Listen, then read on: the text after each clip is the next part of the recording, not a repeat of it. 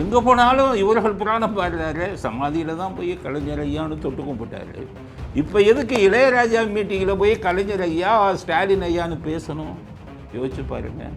அப்போ யாருடைய ஸ்லீப்பர் செல்லுவர் பல தடவை நான் சொல்லியிருக்கேன்.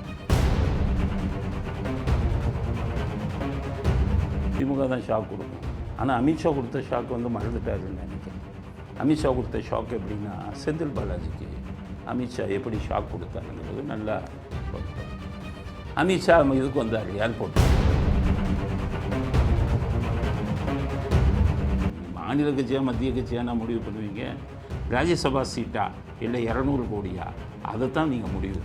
உங்கள் முடிவுகள் பூரா கூட்டணி முடிவுகள்னு அப்படி தானே ஆரம்பத்தில் இருக்குது கடைசி வரை. ஸோ அது மாதிரி உண்மையை பேசுங்க. ஆனால் டாக்டர் ராமதாஸ்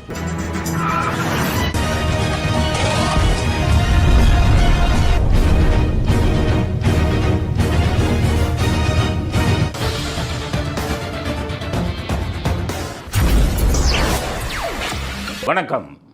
இன்றைய அரசியலாளர்களும் நமக்கு சொல்லும் செய்திகள் என்ன அப்படிங்கிறத பற்றின ஒரு அரசியல் அலசலை தற்போது பார்க்கலாம்.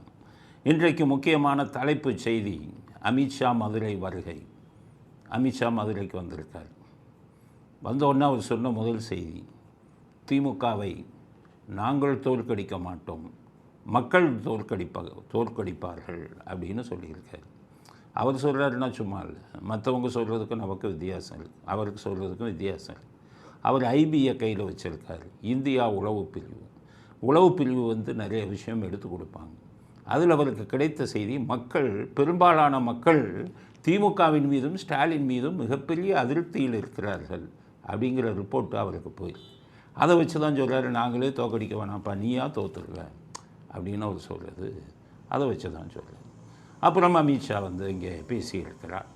பேசும்போது என்ன ஒரு பிரச்சனைன்னா, டாஸ்மாகை பற்றி பேசுகிறாரு. டாஸ்மாகை பற்றி பேசும்போது 39,550 கோடி ஊழல் நடந்ததுன்னு இந்தியில் பேசுகிறாரு.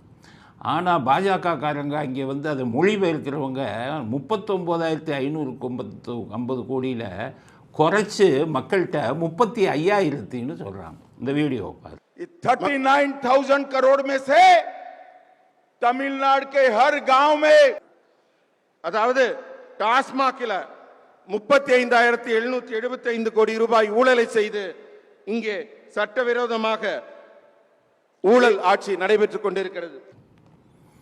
அப்போ இந்த வீடியோவில் வேணும்னே அமித்ஷா சொன்ன 39,000 கோடியை 35,000 கோடின்னு சொல்லக்கூடிய அந்த பாஜக பேர் யார்? மொழிபெயர்ப்பாளர். ஸோ திமுகவோட ஸ்லீப்பர் செல்லு இங்கே வந்துட்டாரா? மக்கள்கிட்ட குறைச்சி சொல்கிறாங்கன்னா என்ன அர்த்தம்? ஏன்னா நம்பவே முடியாது. நிறைய ஸ்லீப்பர் செல்லுங்க, இப்போ திமுக ஸ்லீப்பர் செல்லுங்க பாஜகவில் இருக்காங்க. பெரிய தலைவர்கள் முதற்கொண்டு இவங்கெல்லாம் பிஜேபி வந்து திமுகவோட ஸ்லீப்பர் செல்லு தான். அந்த ஸ்லீப்பர் செல் நிறைய பேர் இருக்காங்க. நான் பல தடவை சொல்லியிருக்கேன்.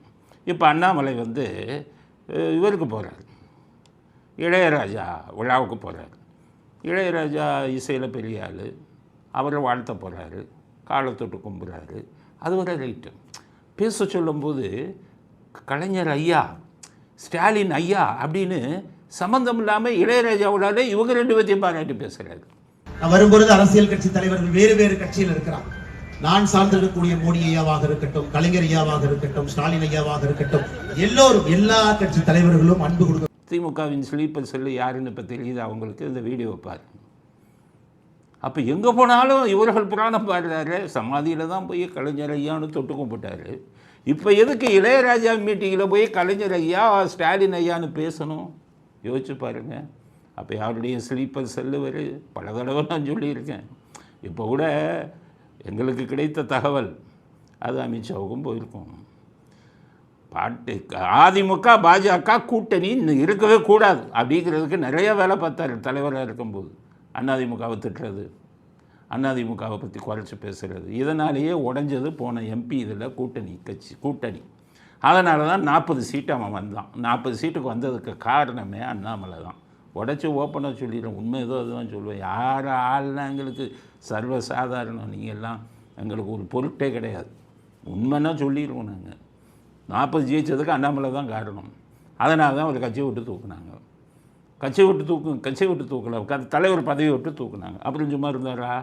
வார் ரூம் வச்சு அதிமுகவை திட்டிக்கிட்டே இருந்தார், பாஜக தலைவர்களும் திட்டிக்கிட்டே இருந்தார். இவருக்கு அமித்ஷாவுக்கு ரிப்போர்ட்டு போச்சு, பாஜக தலைவர்களே அனுப்புனாங்க. அமித்ஷா என்ன சொன்னார் தெரியுமா? நீங்கள் ஒரு வார் ரூம் தனியாக ஆரம்பிங்கன்னு சொன்னார்.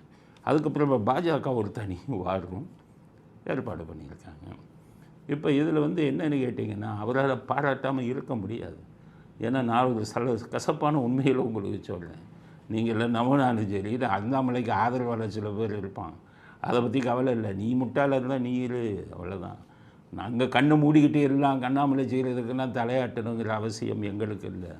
உனக்கு அண்ணாமலையை நான் திட்டுறது பிடிக்கலன்னா ஓடிடு, சேனலை விட்டு ஓடிடு. நாங்களே நிறைய பேர் அனுப்பிக்கிட்டு இருக்கோம், நிறைய பேருக்கு வராது எங்கள் வீடியோ. அண்ணாமலையை சப்போர்ட் பண்ணி எடப்பாடியே திட்டுவோம், எடப்பாடி ஆதரவாளத்தை இது பண்ணனா ஓடிடு, இல்லைன்னா நாங்களே இது பண்ணிடுவோம். அண்ணாமலையே திட்டுவோம் தப்பு செய்தால். ஸ்டாலினை திட்டிக்கிட்டே இருக்கோம். டிஎம்கே ஆளுங்க யாரும் நம்ம இதில் இல்லை. எங்களுக்கு தேவை, எங்களுக்குன்னு ஒரு கூட்டம், நடுநிலையை ரசிக்கக்கூடிய ஒரு கூட்டம். தமிழ்நாடு அரசியலை எந்த இவங்களையும் தலைவர்களையும் தப்பு செஞ்சால் நம்ம திட்டுவோம், அதை ஏற்றுக்கொள்ளணும். மனசாட்சி உங்களுக்கு ஒன்று இருக்குது, மனசாட்சிப்படி பாருங்கள். இப்போ எப்போ பார்த்தாலும் அவங்கள தான் சப்போர்ட் பண்ணுவார். ஏன்னு கேட்டிங்கன்னா, நான் ஏற்கனவே சொன்னேன், ஏவா வேலுட்டையும் கேஎன் நேருட்டையும் கோடிக்கணக்கான பணம் அண்ணாமலை வாங்கியிருக்கிறார். ஈடி உங்கள் ரைடு வராமல் இருக்கணும் அப்படின்னு சொல்லி வாங்கியிருக்கார். பல கோடி புரளுகிறது அண்ணாமலை கையில். இவருக்கு பினாமி மிகப்பெரிய பிரபலமான இவர் பத்திரிகையாளர், யூடியூப்லேயும் இருக்கார், அவர் இதில் இருந்தவர் இருக்கார். அவர் தான் மிகப்பெரிய பத்திரிகையாளர். இவருக்கு பினாமி. ஒருத்தவங்க பணம் கேட்டாங்க, ஸ்கூலுக்கு பணம் கட்டணும் அண்ணாமலைகிட்ட. உடனே அங்கே அனுப்புகிறாரு அந்த பத்திரிகையாளர். அவர் தான் ஃபண்டு வச்சுருக்காரு, அங்கேருந்து அவர் கொடுக்குறாரு. அவர் ஒரு கோடீஸ்வரர் ஆகிட்டார் அந்த பத்திரிகையாளர். அதை பற்றி நான் விவரமாக சொல்ல விரும்பலை. அவர் ஒரு கோடீஸ்வரர் ஆகிட்டார். இவ்வளவு கோடியும் புரளுது அண்ணாமலை கையில். எங்கேருந்து வந்தது? நாங்கள் திருத்துறையை திட்டுறோம்ல, திருமாவை திட்டுறோம்ல, டிவி வச்சுருக்கீங்க, எதிர்க்கட்சியாக தான் இருந்தீங்க, உங்களுக்கு எப்படி மாதம் 2 கோடி செலவு பண்ண வருதுன்னு திருமாவளவனை ஒன்று திட்டுறோம்ல. பாட்டாளி மக்கள் கட்சியை கூட்டணி வைக்கிறதுக்கு பணம் வாங்குறீங்கன்னு பாட்டாளி மக்கள் கட்சியை திட்டுறோம்ல. ஈவன் விஜயகாந்த் கட்சி கூட கடைசி நேரத்தில் காலை வாடுறீங்க பணத்தை வாங்கிட்டுன்னு திட்டுறோம்ல. அரசியல்வாதிகள் எல்லாத்தையுமே பணம் வாங்கிக்கிட்டு அரசியல் பண்ணுறோன்னு திட்டும்போது இப்படி ஒரு இது திமுக அவங்ககிட்ட இருந்து பணம் வாங்கி கொண்டு இவர் செயல்பட்டு கொண்டு இருக்கிறாருங்கிறத ஆரம்பத்திலேயே சொன்னேன். மத்திய பாஜகவும் இவர் மேலே கண்ணு வச்சுட்டாங்க. ஆனால் இவர் ஆர்எஸ்எஸ்ஸில் இருந்து ஐபிஎஸ் வந்தவர். இவங்க ஐபிஎஸ் ரூட்டே வேறு, நிறைய கதை இருக்க, வருங்காலத்தில் தேவைப்படும் போது அதை சொல்லுவோம். ஆர்எஸ்எஸ் ரூட்லேருந்து ஐபிஎஸ் வந்தவங்க. அந்த ஆர்எஸ்எஸ்ங்கிற ஒரே காரணத்துக்காகத்தான் இன்னும் அவரை வச்சுக்கிட்டு இருக்காங்க. இப்போ பாருங்கள், இந்த கூட்டத்தில் நடந்த ஒரு நிகழ்ச்சி பாருங்கள். அடுத்தபடியாக நம்முடைய சட்டமன்ற உறுப்பினர், தேசிய மகிழா மோர்ச்சாவுடைய தலைவர் அன்பு சகோதரி வானதி சீனிவாசன் அவர்களை பேச வருமாறு நம்முடைய முன்னாள் மாவட்ட தலைவர் சகோதரர் அண்ணாமலை அவர்களை அன்போடு வரவேற்கின்றோம்.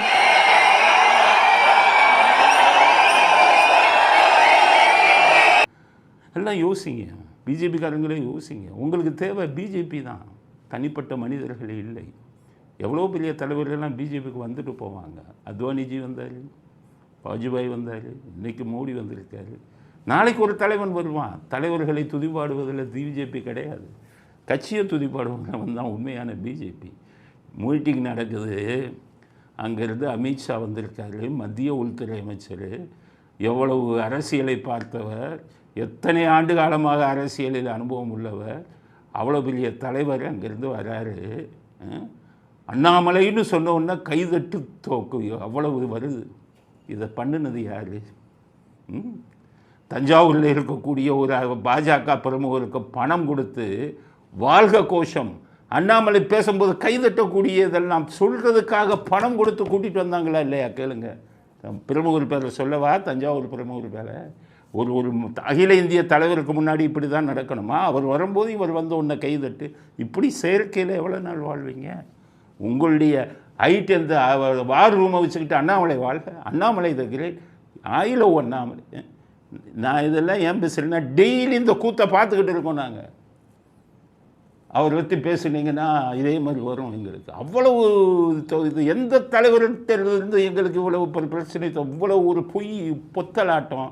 கருணாநிதியின் மறுவடிவம் அவர். கருணாநிதி மிக திறமையானவர், இவருக்கு அதெல்லாம் இல்லை.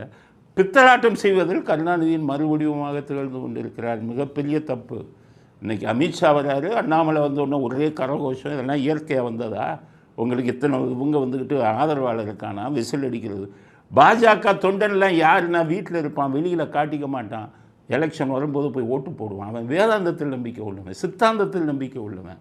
தனிநபர்கள் துடியெல்லாம் அவன் பண்ண மாட்டான். இப்படி ஒரு பெரிய கட்சி தலைவர் வராரு, பெரிய ஹோம் மினிஸ்டர் வரும்போது இவருக்கு கைதட்டு. நாளைக்கு மோடி வந்தால் இந்த வேலை தானே பண்ணுவீங்க. அண்ணாமலைன்னா கைதட்டு.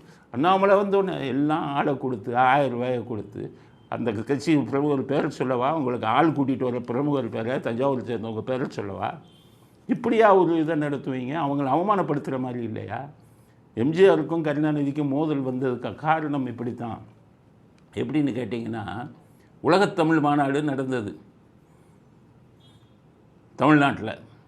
அப்போ எம்ஜிஆர் பொருளாளராக இருக்கிறார், கருணாநிதி கட்சிக்கு தலைவராக இருக்கிறார். கொட்டுச்சு பணம்.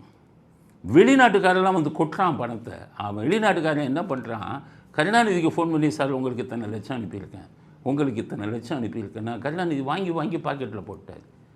எம்ஜிஆருக்கு பிறகு செய்தி சொன்னாங்க, சார் வெளிநாட்டுவங்கெல்லாம் கருணாநிதிக்கு லட்சமாக கொட்டுறாங்க. அப்போ லட்சம் தான் பெருசு, கோடி எல்லாம் இல்லை. நான் சொல்கிறது 71, 72 நடந்தது. அப்போ எம்ஜிஆர் என்ன, நான் பொருளாளர் அங்கே கொட்டுறானா அப்படின்ட்டு ஒரு தடவை கருணாநிதி சொன்னேன். என்ன நீங்கள் தனியாக பணம் வாங்குறீங்க, கட்சிக்காக கொடுக்குறான் டொனேஷன், அவன் அதை கணக்கில் வச்சு பில்லு கொடுக்கணும், நாளைக்கு பிரச்சனை வரும், நான் மாட்டிக்குவேன் அப்படின்னு சொன்னார். அப்போ கருணாநிதி இப்போ அப்படி கையை காமிச்சிட்டு போயிட்டார். அதை கண்டுக்கவே இல்லை. அப்போ தான் 2 பேர்த்துக்கும் முதல் மோதல். இந்த பணத்தில் உலகத்தமிழ் மாநாடுக்கு நடந்த நன்கொடையில் கருணாநிதி மொங்காம் போட்ட இதில் தான் வந்தது. எம்ஜிஆர் பயந்தார், நம்மளை மாட்டி விட்டுருவார், ஒரு மோசமான ஆள் அப்படின்னு பயந்தார். ஆனால் எம்ஜிஆர் அந்த எதிர்ப்பை எப்படி காட்டினார் என்றால், அதுக்கடுத்தது 2 பேர்த்துக்கு மோதல் வந்தோடனே மதுரையில் ஒரு மிகப்பெரிய கூட்டம், பொதுக்கூட்டம் நடக்குது. கருணாநிதி, எம்ஜிஆர், இரா நெடுஞ்செழியன் எல்லாம் பெரிய ஆளுங்கள்லாம் தலைவர்கள். பெரிய ஆளுங்கன்னா இதெல்லாம் இவங்கெல்லாம் நான் சொல்கிறேன். அந்த கருணாநிதி அந்த கூட்டம்லாம் பெரிய ஆளுங்கள், எல்லாம் கருப்பு சட்டை கூட்டம். ஒரு காலத்தில் ஒன்றும் இல்லாமல் சுற்றின கூட்டம், பார்க்கில் உட்காந்துக்கிட்டு அரட்டை அடிச்சுக்கிட்டு இருந்த கூட்டம். அப்படி தான் அந்த கட்சியை ஆரம்பித்தாங்க. பொண்ணு அவனும் கொடுக்கல, வீடு வாடகை கொடுக்கல, பல தடவை சொல்லியிருக்கேன். அந்த மாதிரி கூட்டம் பின்னாடி அதிமுக பெருசானோன்னா ஒரு ஆள் மந்திரி ஆகி ஒரு ஆள் பெரிய ஆள் ஆகிட்டாங்க. 71 மீட்டிங் நடக்குது.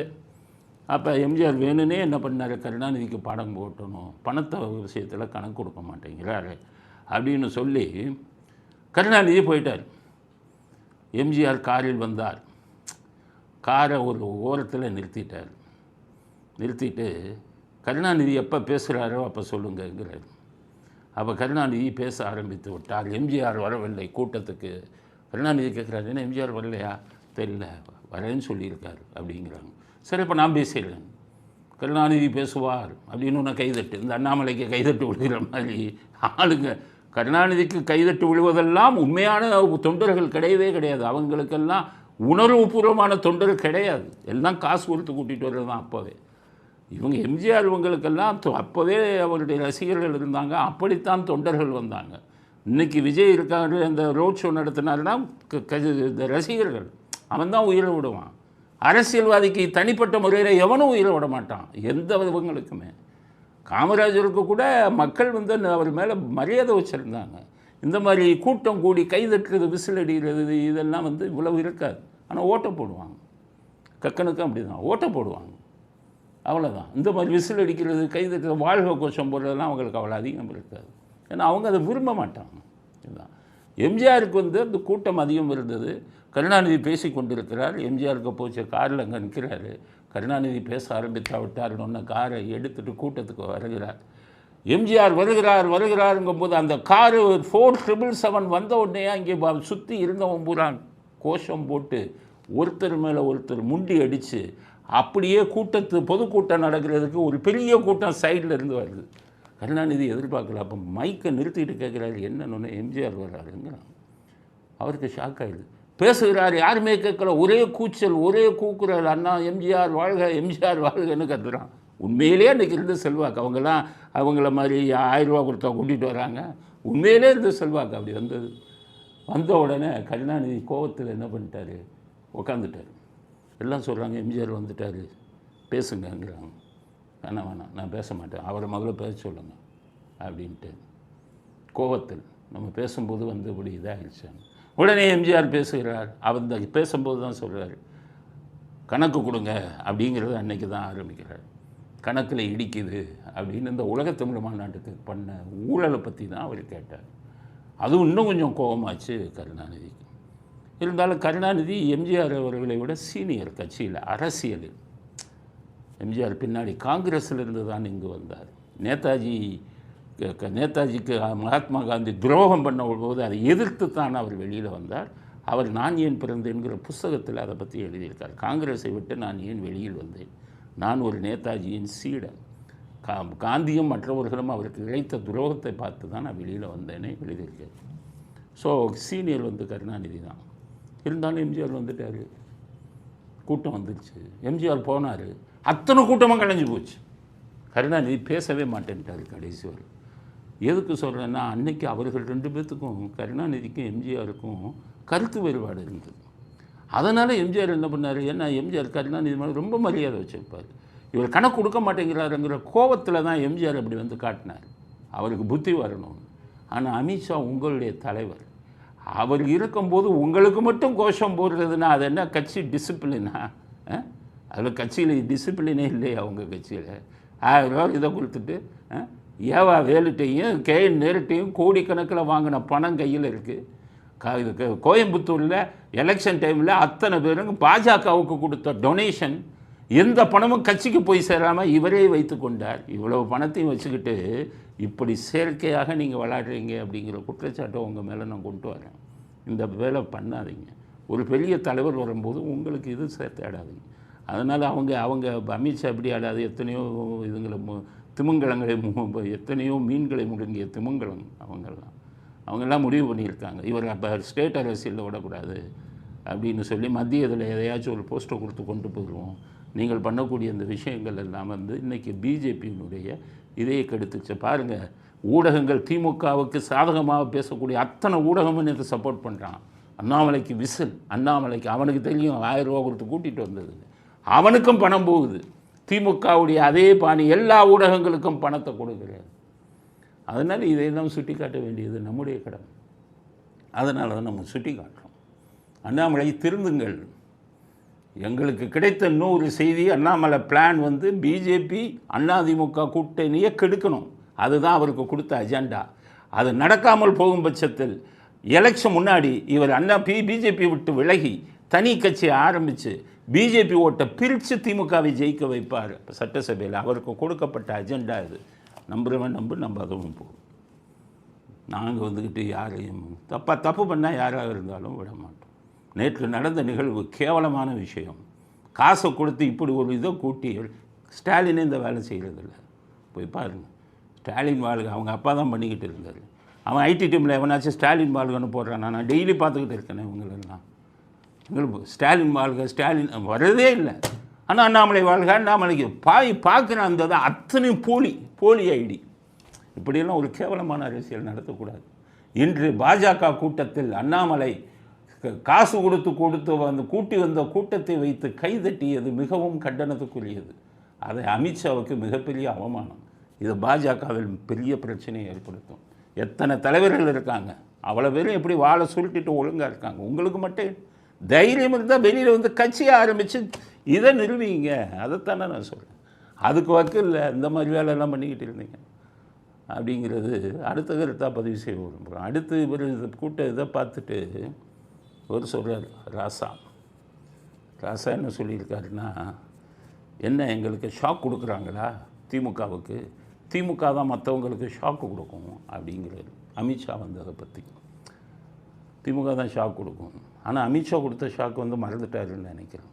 அமித்ஷா கொடுத்த ஷாக் எப்படின்னா, செந்தில் பாலாஜிக்கு அமித்ஷா எப்படி ஷாக் கொடுத்தாருங்கிறது நல்லா படிப்பார். அமித்ஷா இதுக்கு வந்தார் ஏர்போர்ட்டுக்கு. இப்போ இவர் அண்ணாமலை கொடுத்த ஷாக் மாதிரி அமித்ஷாவுக்கு இவர் ஒரு ஷாக் கொடுத்தாரு செந்தில் பாலாஜி. அது என்ன ஷாக் அப்படின்னு கேட்டிங்கன்னா, ஏர்போர்ட்டுக்கு வரும்போது கரண்ட்டை கட் பண்ணார். அப்போ பார்த்தாரு, என்னடா இப்படி ஷாக் கொடுக்குறாங்க திமுக அமித்ஷா ஷாக்கு எப்படி கொடுக்குறேன்னு பாருங்கன்னு டெல்லிக்கு போய் 2வது நாள் ஈடி வந்துட்டான். செந்தில் பாலாஜி ட்ராக் பேண்ட்டோட ஒன்றுக்கு போயிட்டார். பேண்ட்லேயே அந்த கொடுத்த ஷாக், ஐயோ அம்மான்னு கத்துனார். அதுக்கப்புறம் ஹார்ட் சர்ஜரி, 4 பிளாக்கு, காவேரி ஆஸ்பத்திரி. ராசாவுக்கு கேட்குறேன், உங்கள் ஷாக் எப்படி இருந்தது? அமித்ஷா கொடுத்த ஷாக் எப்படி இருந்தது? நீங்கள் ஷாக்கு கொடுக்குறீங்களா மற்றவங்களுக்கு? இதில் ஈடியில் 1000 கோடி. அமித்ஷா என்ன ஷாக் கொடுத்தாரு? வந்து எல்லாம் பிடிச்சிட்டான், விசாக நருது இதெல்லாம் கொடுத்த ஷாக்கை பார்த்து உங்கள் தலைவர் இங்கேருந்து டெல்லிக்கு ஓடி காலை பிடிச்சி கெஞ்சினாரா இல்லையா? பாஜக தலைவர்களை நீங்கள் தானே ஒரு ஆர்எஸ்எஸ்ஸின் முக்கியமான தலைவரை வந்துக்கிட்டும் இவருக்கு ஸ்டாலினுக்கு அறிமுகப்படுத்தி பேச வச்சிங்களே. ஷாக் ஆகலைன்னா நீங்கள் ஏன் அப்படி பேசணும்? அதனால் அமித்ஷா கொடுத்த ஷாக் பெரிய ஷாக்காக இருக்கும். நீங்கள் என்ன ஷாக் கொடுக்குறாள? நீங்கள் 1008 அயோக்கியத்தனம் பண்ணுறாளுங்க போய் எப்படி ஷாக் கொடுக்க முடியும்? நேர்மையாக மனசாட்சியோடு இருக்கிறவங்க ஷாக்கு கொடுக்கணும். யாருக்கும் பயப்பட வேண்டியதில்லை. அயோக்கியத்தனம் பண்ணுற நீங்கள்லாம் பயந்து தானே ஆகணும். ஆனால் நீங்கள் போய் மற்றவங்களுக்கு ஷாக் கொடுக்குறத பற்றி பேசாதீர்கள் அப்படிங்கிறத முதல் கருத்தாக இந்த பிஜேபி கூட்டத்துக்கு அமித்ஷா வந்த விஷயம், அப்போது நடந்த விஷயம், இதை பற்றின நம்முடைய முதல் கருத்து இதுதான். அடுத்தது அந்த சார் விஷயத்தில் என்னாச்சு? அப்படியே இருக்குது. நம்ம இந்த காலில் வாட்ஸ்அப் காலில் பேச முடியும், ஏரோப்ளேன் மோடில் வச்சாலும் பேச முடியும்னு சொன்னோம். அது உயர்நீதிமன்றம் பூரா வைரல் ஆகி எல்லாருக்கும் போயிடுச்சு, எல்லா நீதிபதிகளுக்கும் போயிடுச்சு. நீதிபதிகள் மத்தியிலேயே டெஸ்ட் பண்ணி பார்த்துருக்காங்க. ஆமாம், இவர் சொல்கிறது உண்மை தானே அப்படின்னு சில நீதிபதிகளே சொல்லியிருக்காங்க. இவங்க மோடில் ஏரோப்ளேன் மோடில் வச்சா பேச முடியாதுன்னு சொன்னது பொய். அந்த நீதிபதி எப்படி அந்த தீர்ப்பை கொடுத்தாங்கன்னு சொல்லி உயர் நீதிமன்ற நீதிபதிகளே அவங்களுக்குள்ளே பேசியிருக்காங்க. அந்த நீதிபதிக்கும் போயிடுச்சு. அவங்களும் டெஸ்ட் பண்ணி பார்த்துருக்காங்க, அவங்க சொல்கிறது உண்மையான. வாயை திறக்கலை, யாரும் வாயை திறக்கலை, ஒரு கருத்தை கூட சொல்லலை. யாராச்சும் சொல்லியிருக்கணும். எப்படின்னா, இல்லை அவர் சொல்கிறது தப்பு, ஏரோப்ளேன் மோடில் இருந்தால் பேச முடியாதுன்னு சொல்லியிருக்கணும். வாயை மூடிட்டாங்க. இதுக்கு இடையில் அந்த பெண்ணுக்கு நம்ம சொன்னோம், வக்காலத்து மட்டும் என்கிட்ட கொடுங்க, நான் பார்த்துக்கிறேன், இவங்களை ஒரு வழி பண்ணி அந்த சாரை வெளியில் கொண்டு வரணும். இதுவரை அந்த பக்கத்திலிருந்து எந்த வித இதுவும் வரலை, செய்தியும் யாருமே என்னை தொடர்பு கொள்ளலை. அவர்கள் கையெழுத்து இல்லாமல் நான் அந்த வழக்கிலேயே போக முடியாது. நான் நினைக்கிறேன் அந்த வழக்கறிஞர், அந்த பெண்ணுடைய வழக்கறிஞரை யாரும் கூப்பிட்டு போலீஸ் பயமுறுத்தியிருப்பான். போலீஸு உளவுத்துறைன்னு வச்சுக்கிட்டு பயமுறுத்துவாங்க. இந்த ஒரு சேனல் இருக்குது, யூடியூப் சேனல். அந்த சேனலை பார்த்திங்கன்னா அவங்கள டெய்லி பயமுறுத்துகிறான் போலீஸ்காரன். ஏன் இப்படி போட்டேன், கொஞ்சம் ஏமாந்தீங்கன்னா அவங்கள இதில் இப்போ இது பண்ணி அனுப்பிடுவோம், ஓலை கட்டி அனுப்பிடுவோம் உங்களுக்கு இப்போ உளவுத்துறை. அதனால் இப்போ என்ன பண்ணியிருப்பாங்கன்னா, அந்த பெண்ணினுடைய வழக்கறிஞரை கூப்பிட்டு பயமுறுத்தியிருப்பாங்க. அதனால் ஏன்னா ஏற்கனவே அந்த 3 சிறப்பு இன்வெஸ்டிகேஷன் டீம் 3 பெண் ஐபிஎஸ் ஆஃபீஸர் அதெல்லாம் போடான்னு இருக்குது. அதுங்க வயசு என்ன, உன் தகுதி என்ன ஏதோ ஒரு இப்போ டிஎஸ்பி கன்ஃபர்டு ஐஏஎஸ் வாங்கிட்டோடனே பெரிய வானத்தில் குதிச்சவங்க. அவன் வழக்கறிஞர் பச்சிருக்காரு இருந்தாலும் அவ்வளோ ஒரு இது இல்லாது அவரை போய் வாடாங்க. உங்களெல்லாம் அடக்குவதற்கு சரியான ஆள் இல்லை. ஒரு நல்ல அரசியல்வாதி முதலமைச்சராக வந்தானா உங்கள் ஸ்டாரை பூரா நான் எங்களை மாதிரி ஆள்லாம் வந்தால் அவ்வளோ பேர்த்தையும் சென்ட்ரல் டெபுடேஷன், சென்ட்ரல் கவர்மெண்ட்டுக்கு, எங்கள் மாநிலத்துக்கு இந்த ஐபிஎஸ் அதிகாரிகள் தேவையில்லை, வச்சுக்க, அதோடு ரிசைன் பண்ணிட்டு போயிடுவீங்க. நல்லவன், வல்லவன், மனசாட்சி உள்ளவன், மக்களுக்கு தொண்டு செய்யணுங்கிற எண்ணம் உள்ளவன் மட்டும்தான் காவல்துறையில் நீ அதிகாரியாக இருக்கணும். மற்றவனுக்கெல்லாம் சென்ட்ரல் டெபுடேஷன், உண்மையாக சரியான முதலமைச்சர் சென்ட்ரல் டெபுடேஷனை போட்டு இவங்களை பூரா அங்கே டெல்லிக்கு அனுப்புனீங்கன்னா திருந்துவாங்க. அதனால் இவங்கெல்லாம் அப்போவே போடான்னு சொல்லி ஒரு வழக்கறிஞரை பயமுறுத்தினாலுங்க. இப்போ எப்படி பயமுறுத்தியிருப்பாங்க, நிச்சயம் பயமுறுத்தியிருப்பாங்க. அதனால் பெண் சைட்லேருந்து எதுவும் வரல. இந்த வழக்கில் இப்போ நீதிங்கிறது கிடைக்கிறது ஒரே ஒரு வழி தான் இருக்கும். இந்த வழக்கை அப்பீல் பண்ணுறாங்க, யார் குற்றவாளி சைட்லேருந்து அப்பீல் பண்ணுறாங்க. அந்த அப்பீல் வரும்போது உயர்நீதிமன்ற நீதிபதி அதை விசாரிக்கிற ஒரு மனசாட்சி உள்ள மனிதராக இருந்தால் சரி. இதில் அந்த வாட்ஸ்அப் கால் இது உங்களுக்கு ஏரோப்ளேன் மோடில் இருந்தால் பேச முடியாதுங்கிறாங்க, இப்போ பேசலாம்ங்கிறது ஒரு நிரூபணம் ஆயிடுச்சு. அந்த ஆங்கிளில் நீங்கள் ஏன் விசாரிக்கலை? நீங்கள் ஏரோப்ளேன் மோடில் பேச முடியாதுன்னு சொல்லி வழக்கை முடித்திட்டீங்க. அதனால் திரும்ப இந்த வழக்கை விசாரித்து அந்த ஏரோப்ளேன் மோடில் இருக்கும்போது வாட்ஸ்அப் காலில் அவன் பேசிய ஆள் யார், அதனுடைய கால் ரெக்கார்டிங் பேசுகிறது எடுங்க அப்படின்னு சொல்லி மறுபடியும் விசாரிக்க சொன்னால் இந்த வழக்கில் நீதி கிடைக்கும். ஆக உயர்நீதிமன்ற நீதிபதியின் கையில் தான் இருக்குது. மனசாட்சி உள்ள ஒரு நீதிபதி வந்தால் அப்போ தான் கிடைக்கும். ஏன்னா அண்ணாமலை 48 மணி நேரத்தில் கொடுக்குறேன்னாரு. என்ன ஆச்சு பார்த்தீங்கல்ல? இனி ஒரு கொடுத்தா என்ன கொடுப்பாரு தெரியுமா? இன்னொரு கால் ஹிஸ்ட்ரின்னு கொடுப்பாரு. நாக்கு வலிக்கிறது. இந்த ஆல் ஹிஸ்ட்ரியில் ஒன்று ஒரே ஒரு இது உள்துறை மந்திரி இவங்க என்ன தொலைத்தொடர்புத்துறையெல்லாம் இவங்க கையில் தானே இருக்குது. முருகன் தானே இருக்கார் தொலைத்தொடர்புத்துறை மந்திரி.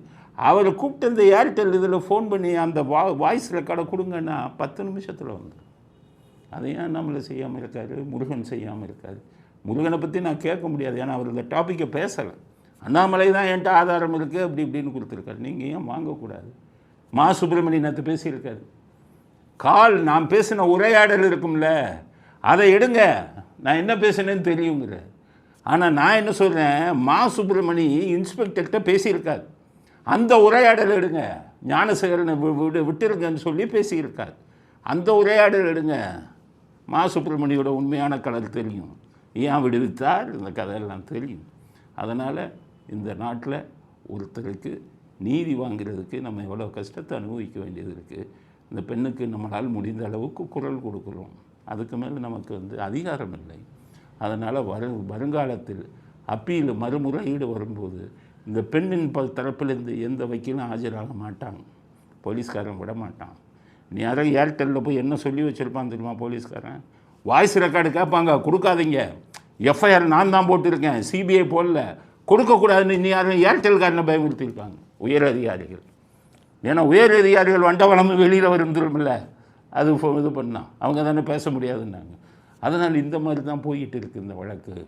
அது என்ன வருது அப்படிங்கிறத பொறுத்திருந்து பார்ப்போம். அண்ணாமலைக்கு சொல்லிடுறேன், வெறும் காலிஸ்டில் மட்டும் கொடுத்து ஏமாத்தாதீங்க. மறுபடியும் இந்த காலில் பேசியிருக்காரு, அந்த பொண்ணோட பேசியிருக்காருன்னு வந்தீங்கன்னா தமிழ்நாட்டு மக்கள் உங்களை மன்னிக்க மாட்டாங்க. ரெக்கார்டிங் இருந்தால் வாங்க, இல்லைன்னா இந்த டாப்பிக்கே பேசாதீங்க அப்படிங்கிறது நம்முடைய அடுத்த கட்ட கருத்து. அடுத்தது பாட்டாளி மக்கள் கட்சியின் அரசியல். மாநில டாக்டர் ராமதாஸ் சொல்லியிருக்காரு, கூட்டணி மாநில கட்சியா மத்திய கட்சியா என்பதை விரைவில் முடிவு செய்வோம்ட்டார். மாநில கட்சியோட தேசிய கட்சியோட கூட்டணி மாநில கட்சியோட இருக்குமா இல்லை தேசிய கட்சியோட இருக்குமா? அது எப்படி வேணாலும் இருக்கலாம். அநேகமாக அப்பாவுக்கும் பையனுக்கு இருந்த ஏதோ ஓரளவு இதாகிடுச்சு. குருமூர்த்தி போனதே பாஜக சார்பில் தான் போயிருக்காரு. போய் ஐயா கூட்டணி வைக்கணும், நீங்கள் 2 பேரும் பிரிஞ்சிருந்தீங்கன்னா ஓட்டு பிரிஞ்சிடும், நீங்கள் 2 பேரும் சேர்ந்துக்கணும்னு சொல்லி பாஜகவில் மேலிடத்துலேருந்து போய் பேச சொல்லியிருக்காங்க. அதுக்காகத்தான் போனார். இப்போ அமைதி ஆகிட்டாங்க. அன்புமணிக்கு ஆதரவே இல்லை. அதனால் அன்புமணி பயந்துட்டு அப்பா காலில் போய் விழுந்துட்டார். உடனே அப்பா சொல்கிறாரு, மாநில கட்சியா மத்திய கட்சியா என்பதை விரைவில் முடிவு செய்வோம். ஆனால் நான் நம்ப மாட்டேன். நீங்கள் மாநில கட்சியா மத்திய கட்சியா நான் முடிவு பண்ணுவீங்க? ராஜ்யசபா சீட்டா இல்லை 200 கோடியா, அதைத்தான் நீங்கள் முடிவு. உங்கள் முடிவுகள் பூரா கூட்டணி முடிவுகள்னு அப்படி தானே ஆரம்பத்தில் இருந்து கடைசி வரை. ஸோ அது மாதிரி உண்மையை பேசுங்க. ஆனால் டாக்டர் ராமதாஸுக்கு சொல்கிறேன், இன்னமே தயவு செய்து கருணாநிதி பாலிசியை ஃபாலோ பண்ணுங்கள். பையனை சுத்தமாக நம்பாதீங்க. கருணாநிதி மாதிரி சாகும் வரை பதவியை வச்சுக்கோங்க. சாகும் வரை நிர்வாகத் தலைவராக நிறுவனத் தலைவராக நீங்களே இருங்க. என்னாச்சு தெரியுமா? யூபியில் அகிலேஷ் யாதவ், அவங்க அப்பா முலாயம் சிங் யாதவ் பையன்னு கொண்டாந்து 37 வயசில் கட்சிக்கு கொடுத்தாரு. கடைசி பையன் சிஎம் ஆகும்போது இந்த எலெக்ஷன் வரும்போது எம்எல்ஏ சீட்டு முலாயம் சிங் யாதவ் அவர் கட்சி ஒரு 5 பேருக்கு கேட்டார், போப்பான்ட்டான், ஒருத்தருக்கும் கொடுக்கல. கடைசி அவர் அதிகாரமே இல்லாமல் பையன் சிஎம் ஆகி ஒன்றுமே இல்லாமல் இறந்தார். அந்த நிலைமை உங்களுக்கு வந்துடக்கூடாது. நீங்கள் சொன்னபடி வயது ஒரு பெரிய இது இல்லை. கருணாநிதி 93 வயசு வரை இருந்தார். உங்களுக்கு 87ஆகுதுன்னா இன்னும் நீங்கள் இருக்கலாம். அதனால் உயிரோடு இருக்கும் வரை பையன்கிட்ட கொடுத்துடாதீங்க, கட்சி வச்சுக்கோங்க. ராஜ்யசபாவா 200 கோடியான உங்கள் வழக்கமான ஸ்டைலில் நீங்கள் முடிவு பண்ணிக்கோங்க. இதுக்கிடையில் கட்சியின் சட்டத்திட்டங்களை உங்களுக்கு அதிகாரம் இருப்பதுமாக மாற்றிக்கொள்ளுங்கள் அப்படிங்கிறது தான். ஏன்னா இது ஒரு பாடமாக இருக்கணும். அதிகாரத்தை உங்களுக்கு மாற்றிடுங்க, பிள்ளைகளை எல்லாம் தூர வைங்க, உங்களுக்கு பிறகு அவர்கள் பார்த்து கொள்ளட்டும். அடுத்தது பிரேமலதா என்ன சொல்லிட்டாங்கன்னா, இறங்கி வந்துட்டாங்க, நாங்கள் திமுகவுக்கு போவோம்னு சொல்லலை, நாங்கள் பாஜக அதிமுக பாஜக கூட்டணியில் தான் இருப்போம் அப்படின்ட்டாங்க. அடுத்த தேர்தலை ஒட்டி 2026 தருகிறோம் என்று அண்ணன் எடப்பாடியார் சொல்லியிருக்கிறார். பொறுத்திருந்து பார்ப்போம். பொறுமை பொறுத்தவர் பூமி ஆழ்வார். புரியுதுங்களா? ஏதோ அடுத்த வருஷம் கொடுக்குறேங்கிறாங்க. பொறுத்தார் பூமி ஆழ்வார் அப்படின்னு சொல்லிட்டேன். உடனே நீங்கள் அது புலமையில்லதா அதிமுகவோட தான் உறுதியாக பிஜேபியோட தான் சேருவாங்கன்னு நம்பிடாதீங்க. ஏன்னா போன தடவை 2021 ஸ்டாலின் விஜயகாந்த் கட்சி ஏடிஎம்கேல சேர்ந்துடக்கூடாது, சேர்ந்தா நம்ம காலியாகிடுவோன்ட்டு சசிகலா வச்சு பிரேமலதாட்ட பேரம் பேசி கடைசி நேரம் கையெழுத்து போடணும், கையெழுத்து ஒப்பந்தத்தில் போடணும். 15 சீட்டு ஒரு ராஜ்யசபா எம்பி இந்தா மதியம் கையெழுத்து போடுறேன், சாயங்காலம் கையெழுத்து போடுறேன்ட்டு நேராக இவங்க சசிகலாட்ட பேசி ஒரு அமௌண்ட்டு பேசிட்டு டிடிவி தினகரனோட கூட்டணி சேர்ந்து அத்தனை தொகுதியிலேயும் டெபாசிட் போச்சு. 15 சீட்டு இவங்களோட சேர்ந்துருந்தா திமுக தோற்றுருக்கும். அதனால் அவங்களையும் நம்ப முடியாது. கடைசி நேரத்தில் என்ன பண்ணுவாங்க? அதுக்கு ஏஜெண்ட்டாக இருந்தது சசிகலா தான். இப்போ கூட நீங்கள் ஸ்டாலினுக்கு சசிகலா ஏஜெண்ட்டாக தான் இருக்காங்க. ஏன்னா ஜெயலலிதா அவர்கள் மரணத்தில் சந்தேகம் இருக்குதுன்னு ஆறுமுகசாமி ஆணையம் அமைச்சாங்கல்ல, அவங்க என்ன சொன்னாங்க? சசிகலாவை போலீஸை வச்சு விசாரிங்கன்னாங்க. இன்றைக்கி வரை ஸ்டாலின் சசிகலாவை விசாரிக்கிறதுக்கு ஏற்பாடு பண்ணாரா? தூக்கி அந்த ஆறுமுகசாமி ஆணையத்தை குப்பையில் போட்டார். எலெக்ஷனுக்கு முன்னாடி என்ன சொன்னார்? நான் ஆட்சிக்கு வந்தால் ஜெயலலிதா மரணத்துக்கு காரணமானவர்களை கண்டுபிடிப்பேன். இப்போ அவங்க கூட்டணி, அது ஒரு மறைமுக கூட்டணி. அரசியலில் பூரா நம்மளை முட்டாளாக்குவான் பாருங்கள் அரசியல்வாதி. கொஞ்சம் ஏமாந்துங்கன்னா நம்மளே ஏமாந்துடுவான். ஐயோ உண்மை தானே அது. அதில் பண்ணாமலையும் சேர்ந்துட்டார். இந்த கைதட்ட பார்த்துனீங்களா? கண்ணாமலைக்கு போல செல்வாக்கு இருக்கா? எல்லாத்தையும் அலசி ஆராய்ந்து தான் நான் பேசுகிறேன் என்னென்ன நடந்தது அப்படிங்கிறது. ஸோ அது மாதிரி தான் அவங்க. கொஞ்சம் ஏமாந்தீங்கன்னா இது பண்ணிடுவாங்க. எந்த கூட்டணி எப்படி செயல்படும்னு சொல்ல முடியாது. அதனால் பிரேமலதாவுடைய சொன்ன விஷயம் இதுதான். ஆனால் அவங்கள நம்பிடாதீங்க. அதிமுக பிஜேபி கூட்டணி கடைசி நேரத்தில் போன தடவை மாதிரி காலை வரவும் வாய்ப்புண்டு. அடுத்து விஜய் கட்சியில் பிரபலங்கள் சேர்றாங்க. ஒரு ஐஆர்எஸ் தான், ஒரு நீதிபதி எல்லாம் சேர்றாங்க. இந்த அதிகாரிகள் எல்லாம் சொல்கிறேன், அவன் கட்சியில் சேர்னா எம்எல்ஏ ஆக்குவாங்க, எம்பி ஆக்குவாங்க, மந்திரி ஆக்குவாங்க. இந்த 3 இதில் தான் பிரபலங்கள்லாம் கட்சியில் சேருவான்.